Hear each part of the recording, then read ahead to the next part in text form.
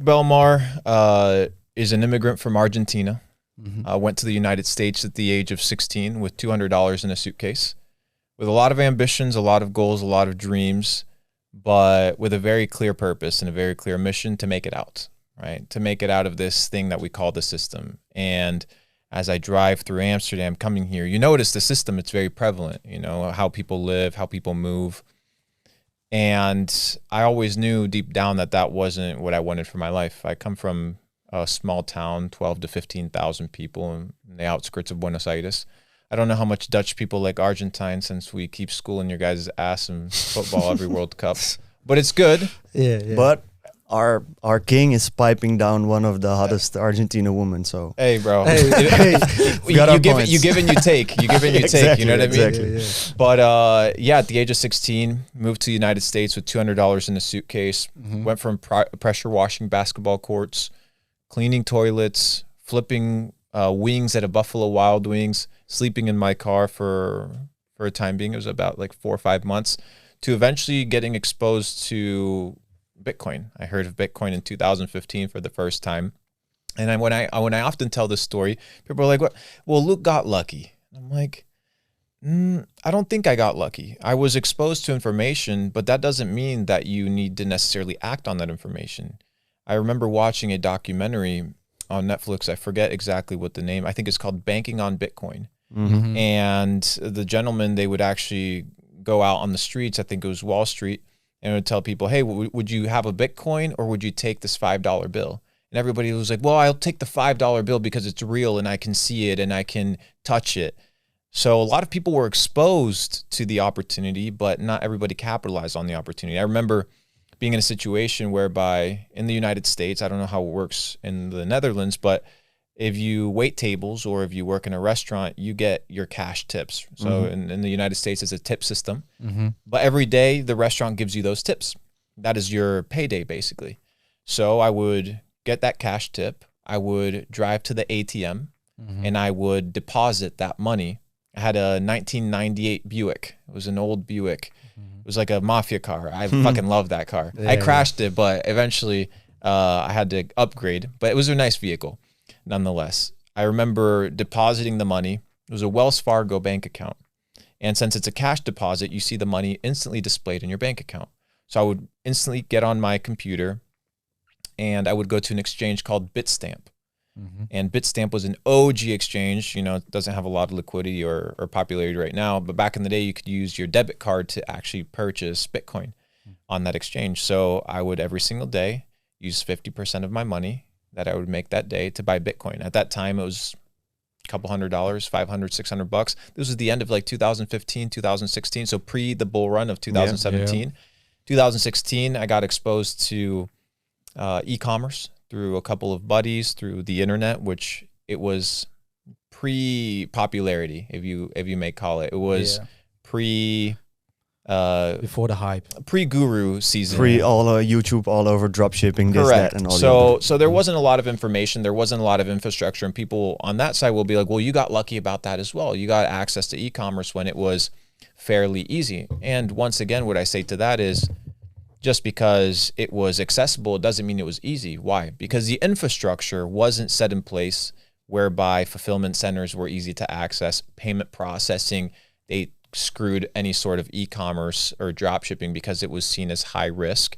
So there was a lot of uphill battles, but there are different uphill battles. Today, the uphill battles are you have, your advertisers, like your advertising platforms like Meta or Snapchat. They don't like drop shippers because they have a bad reputation. They're high risk. So you get a lot of bans on that side. You still have issues with payment processing. And then you have competition when it comes to the barrier of entry, because the barrier of entry is quite easy. All you have to do is open up a store with Shopify. Back in the day, Shopify didn't have all these crazy plugins. I remember the App Store was very new on Shopify, and I remember I would have to learn the basics of coding to like code in my own the own size of my checkout button, the color of my checkout button. It's pretty OG. Did quite well in e-commerce. I rode the wave of crypto in 2017, up and down. I wrote it down. I didn't make a ton of money. Why? Because I didn't understand market cycles. But I was like, you know what? I think I did 140 to 160x on my portfolio. I forget. but I lost it all, right? I lost it all. And a very simple number to evaluate whether that's true or not is look at Cardano, right? Cardano went from half a penny to $1.60. I rode that entire thing. It was like 2 to 3 weeks. Same thing with Tron. Tron, I think, went from like a penny to like 30 cents or something like that. And then XRP went from 13 cents all the way to $3.50. So I rode all of those tokens. I remember buying Bitcoin again. I think I have some videos of it buying Bitcoin when it crashed at like $4,000. And then a couple weeks later, it was up at 15. So it was a great season. But the issue was I didn't understand market cycles. I was left holding the bag because everybody was back in the day in 2017, it wasn't diamond hands like like in 2020, that chant, it was the hodl, right? Yeah. The hold on for dear life. And I held on for dear life and I got fucked. So I sat down there. I'm like, okay, what did I do wrong? What did I do right? What I did right was I allocated my money in an investment vehicle, or what a lot of people like to call a high risk investment vehicle.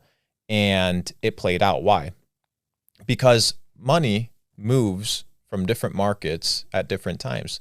And Bitcoin has its cycles. After the Bitcoin halving, 1.5 years later, the market tends to have a really good season. So I was like, it's going to happen again. And it did. But this time I was prepared.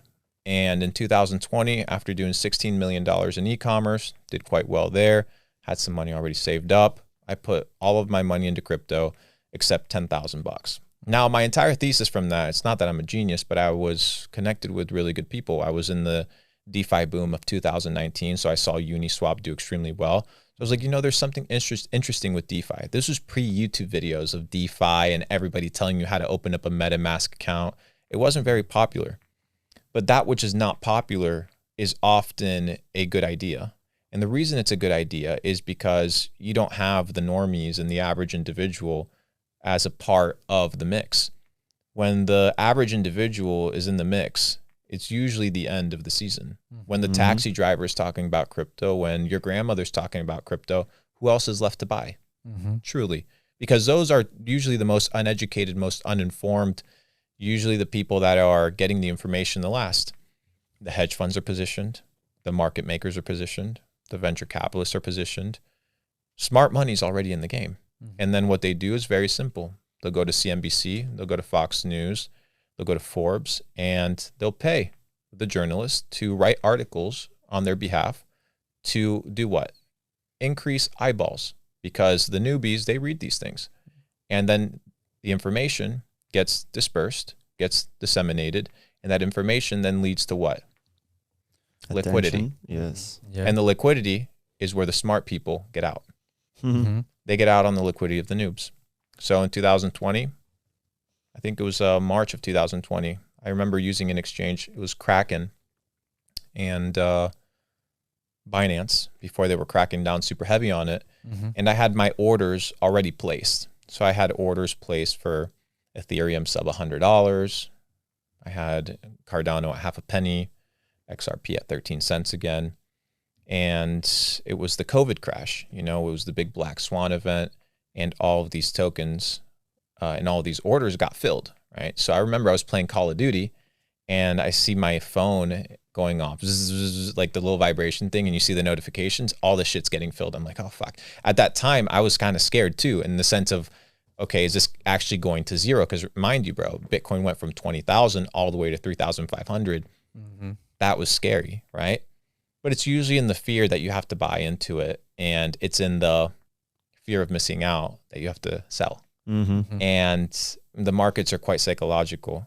And when you understand that the psychology is actually manipulated by people, you can in some way, shape, or form understand the cycle. Now, by no means am I perfect, but it worked out pretty well. I remember being on Clubhouse, it was I think 2020, and that's when the app was really popular and popping. And CZ from Binance hopped on there, and he was giving a kind of like a Clubhouse meeting with other crypto people. I tuned in, and I got the opportunity to ask him a question, because I remember buying BNB in 2017 for $2. So the BNB token, which went to $600+ I was one of the first people that was actually buying BNB for $2 when the exchange was extremely new. I was a big fan of Binance. I still am. I think they're fucking dope. And that's no advice to put your money there because you never know how exchanges are. But I was a big fan of it. They've done a lot of good for the space and helping it grow. But I said, okay, BNB, it's correlated to what? The exchange. So there needs to be more growth factors and more kind of coal to the fire to keep the engines running.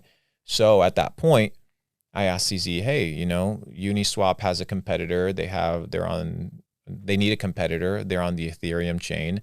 And I just saw that you launched the Binance Smart Chain, extremely new. There was no YouTube videos on it. I think when I went to type on YouTube, the Binance Smart Chain, there was one guy talking about it from India and then one guy from China. There was like 2 or 3 videos. So it was super small, right? Yeah. It was just gotten started, just launched. And then there was an old guy, some European guy that made a video about it on how to like connect it with your MetaMask wallet.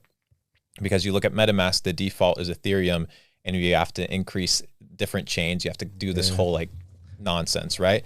So he said, well, you know, we're trying to compete because the Binance Smart Chain is going to increase the demand for what? For BNB, which is the native token of the platform, therefore driving up the price. Most of the employees, most of CZ's wealth is attached to the BNB token.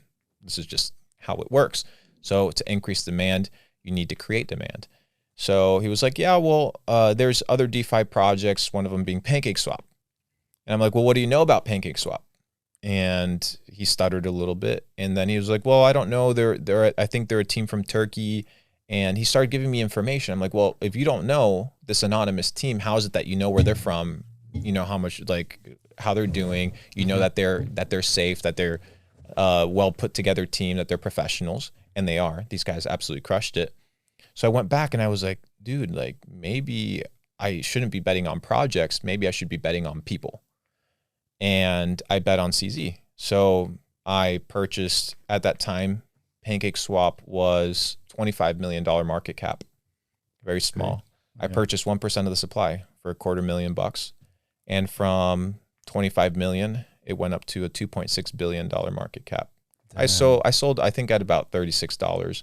But my selling point was one of the co-founders of FaZe Clan, the gaming org. He texted me and he said, hey, should I buy SafeMoon? And this was the week that SafeMoon had migrated from the Ethereum chain to the Binance Smart Chain. And I said, I'm out. Because this guy, he's a gamer. He's not a crypto guy. And that's during the shitcoin season. You guys remember when people were creating tokens out of thin air? The ding doing coin and all the bullshit. Yes, so I was like, okay, this is the end.